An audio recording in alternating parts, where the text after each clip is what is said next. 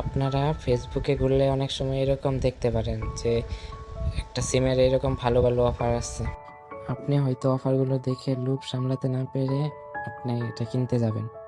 এই অফারগুলো দেখে আমার বাড়ির একজন গেছিল কিনতে, তারপর দেখেন তার সাথে কি হয়েছে।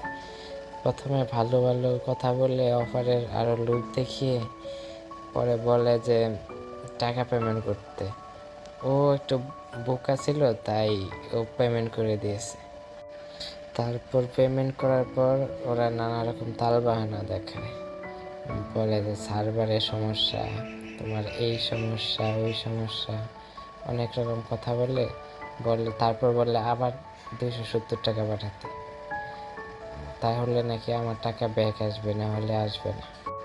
দেখেন ও কিন্তু একটা আইডি কার্ড আর ওর ছবি দিয়েছে, কিন্তু এটা কি ওর ছবি, এটার সত্যতা আসলে জানি না। ও এমনভাবে কথাবার্তা বলছে যে ও একটা মাদ্রাসার হুজুর, একটা শিক্ষক, ও নানান রকমের ইমোশনাল কথা বলে মানে বিশ্বাসটা আগে অর্জন করছে। তারপর বিশ্বাসটা যখন করে ওকে টাকা দিছে, তখনই বলে যে ওর সার্ভারের সমস্যা। তো সবাইকে এটাই বলার যে এরকম প্রতারকের থেকে সাবধানে থাকবেন।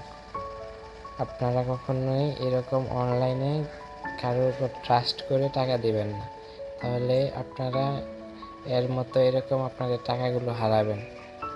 তো ভালো থাকবেন এবং সাবধানে থাকবেন।